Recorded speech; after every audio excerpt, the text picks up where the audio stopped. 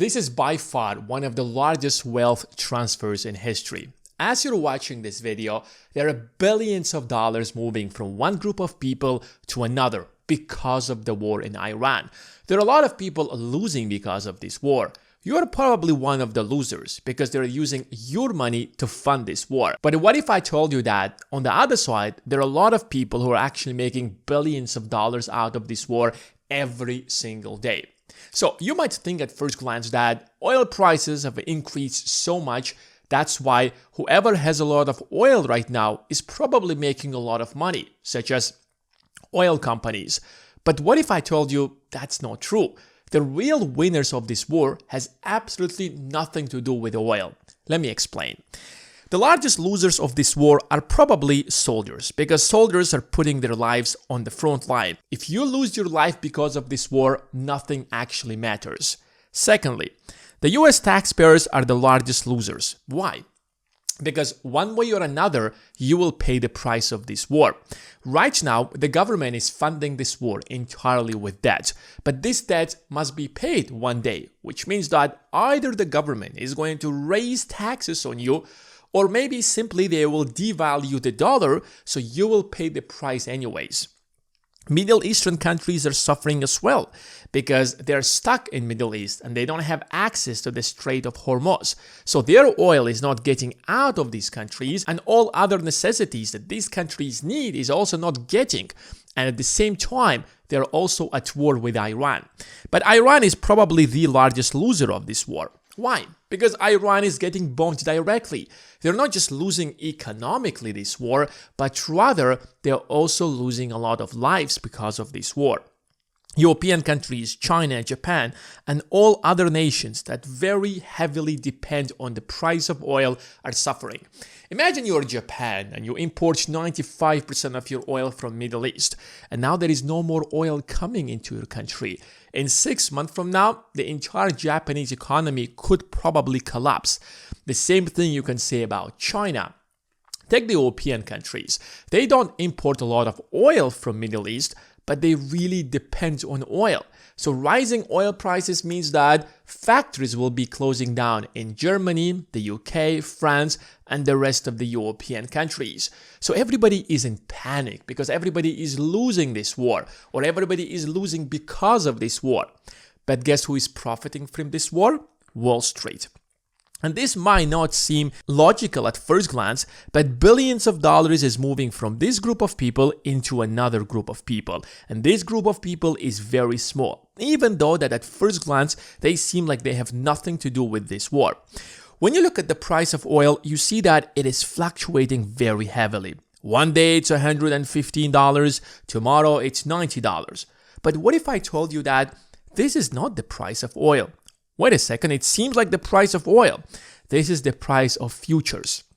What is a future? A future is a financial contract that says that I'm buying a certain asset right now and securing the price, and I can buy it later at the exact same price. So for example, if I need oil, I want to secure the price of oil today. So I don't know what is going to be the price of oil 30 days from now, but the price right now is 100. So I will buy a future contract for oil worth $100. 30 days from now, I can buy that oil for $100 regardless of the price in the market. And to do that contract, all I have to do is to put a small deposit. So when you see that the price of oil is fluctuating, this is not the actual oil. Because at first it might seem like all these Middle Eastern countries that export so much oil might be winning right now.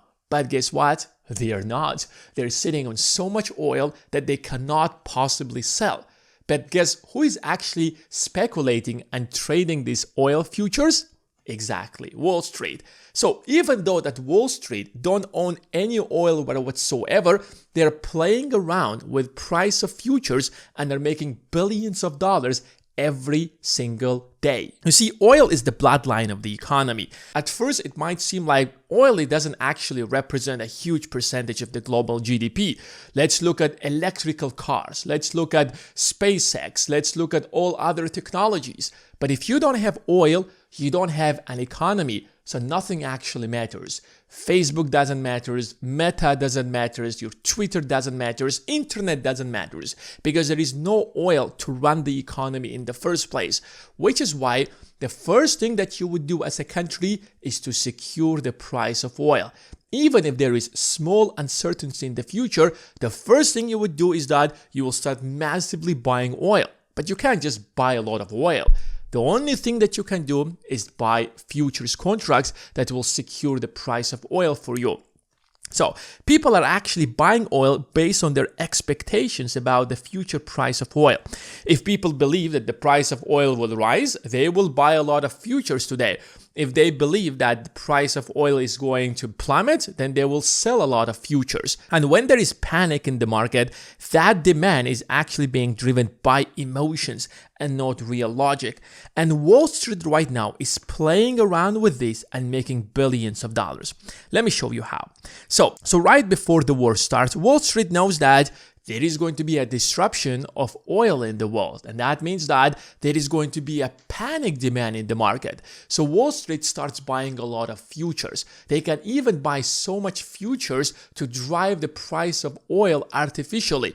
That is going to scare other people in the market. And suddenly everybody in the market is buying so much futures in the market. So the price of oil skyrockets to $115. Now Wall Street was ready for this opportunity. What do you think Wall Street does instantly? They're waiting for a sign from Donald Trump. Instantly, Donald Trump is like, we have won this war. There is nothing else left in Iran, and this war is basically over because we have won the war. What do you think Wall Street does? They will dump all of these futures in the market, and suddenly the price of oil plummets to the bare minimum. Now, if you are Japan, if you are any other nation, or maybe if you are an airline that wanted to secure the price of oil in order to fuel your jets, you'll see the price of oil is actually plummeting right in front of you. But you bought your futures for $115. Why would you keep your futures? You will start dumping your futures as well, because now you can actually secure a better price of oil at $90 or $70. But right when it goes to $70, Iran announces that they're actually in control of the Strait of Hormuz, no matter what Donald Trump on the other side is saying. Now Wall Street looks at all of this and they're like, this is the point, or this is the opportunity. They will start massively buying oil. So the price of oil starts growing as well.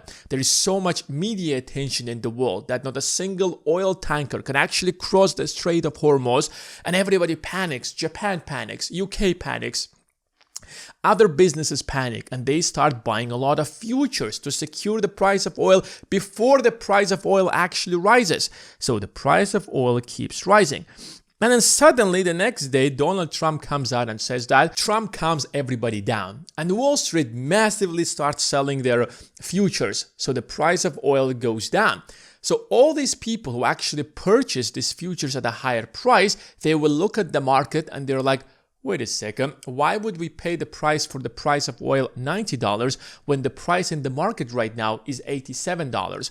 And we're buying so much oil that it doesn't actually matter for us if we are overpaying. Even if we can save a single dollar on this deal, it actually makes sense for us. And then the next day, Donald Trump comes out and says that Iran has actually sent me a present.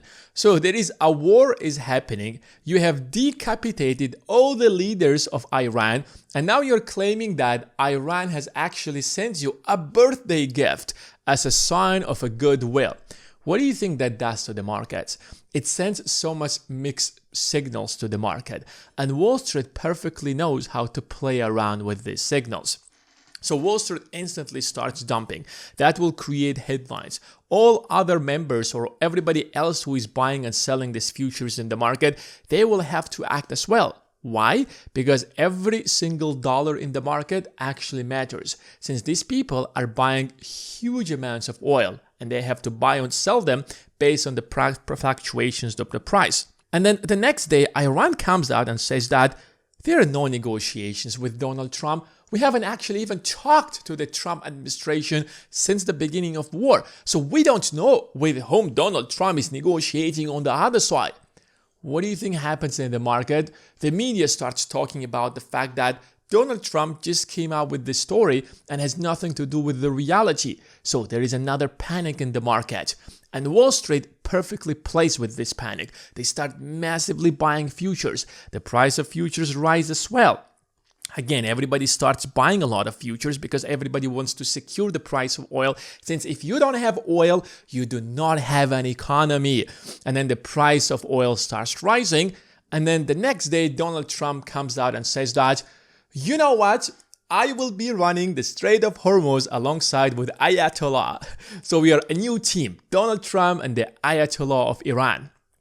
And now these two people will be running the Strait of Hormuz and everybody will be living in peace and harmony, and that is the future of the world. And now Donald Trump and the Ayatollah are best friends, so let's give each of them a Nobel Peace Prize. That moment, the price of oil plummets instantly and Wall Street massively starts dumping all of their futures in the market.